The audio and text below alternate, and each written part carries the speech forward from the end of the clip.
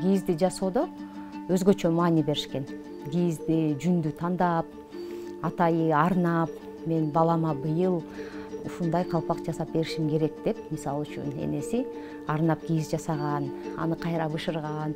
Анан биздин маалыматтарыбызда дагы бар, ошол калпакты кышкы калпак деп да бөлгөн депчи. Кийизи калың да, анткени күзүндө ошол кыш башталганда, кышында ошол калың, кийизи калың болгон атай энеси ушундай кышкы калпак балама жылуу болсун деп кийизин калың жасап да тигип берчү экен да. Эгер баш кийим өтө эскирип калды, жарабай калды десе, баш кийим тебеленип калбасын бул деп майлап, өтүп кеткен кишинин арты майлуу сүттүү болсун деп аны отко жагып жиберишкен. Ошол себептен бизде Кыргызстанда музейлерибизде ушул баш кийим өтө көп сакталган эмес. Элечекти негизи эненин символу катары билишет. Тазалыктын жана аял затынын мындай өзгөчө касиетин билдирген баш кийим катары кабылдашкан. Бул элечекти кийип жүргөндө мунун тарбиялык мааниси өтө жогору.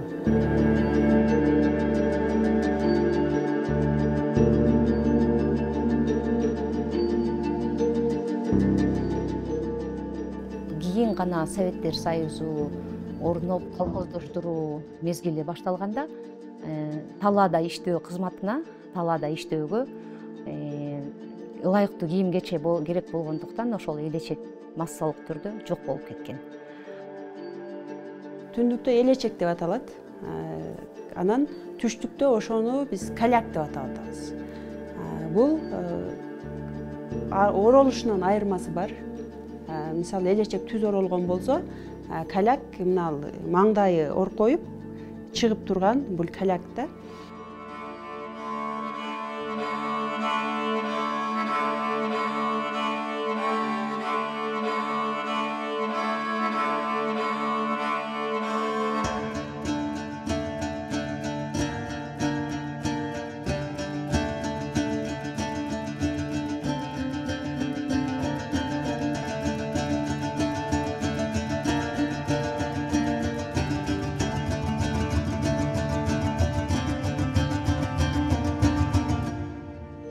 Бир этнографтын айтканы дагы бар өзүбүздөн. Бул тоодой аял башына жоопкерчиликти көтөрүп турат деген. Бул бир убакытта жөн эле каляк болуп көрүнүшү мүмкүн, ак нерсе. Бирок ошол оркоюп моундай бөлүнүп турганы бул тоолорду элестетет деп айтат да. Аялда демек ошончолук бир тоодой жоопкерчилик бар. Ошентип орогондон кийин калякты жанагы бала төрөлсө жолдо кетип атканда ага ороп, эгерде кырсыктап калса таңуу иретинде, эгерде адам кайтыш болуп калса көчтө, аны баягы кепин иретинде да адамды ороп көмгөн иретинде да колдонгон деген көп вариант бар да. Каляк дегенде биринчи чыкканыбызда биз Бишкекке оймого фестивалга барганда элдер бизди таң калышчу да. Силер Памирден келдиңерби, Кытайдан келдиңерби, каяктан келдиңер, силер кыргызсыңар. Анан Алайдан келдик десек, таң калып өтүшчү. Алайда ушундай барбы депчи.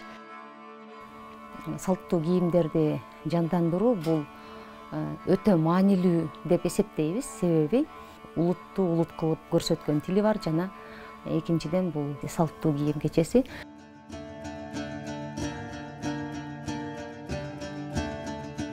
Ар бир улут өзүнүн өздүгүнө кайтып аткан учурда. Мисалы, ар бир улут азыр өзүнүн баягы өзөгүнү сактап калыш керекпиз. Себеби биз азыр ааламдашуу доорунда жашап атабыз да. Эгерде биз азыр сактап калбасак, анда келечегибиз кандай болот? Ал чоң суроо жаратат да.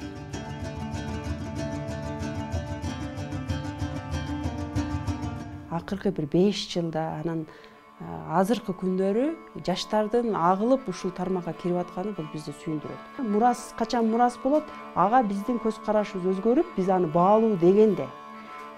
Ошентип биз жаштарды азыр кайсы бир багытта эски ыкманы жоготпостон, кайсы бир жаңы технологияларды колдонуу менен биз жаштар сактап кала алабыз деп ойлойм да.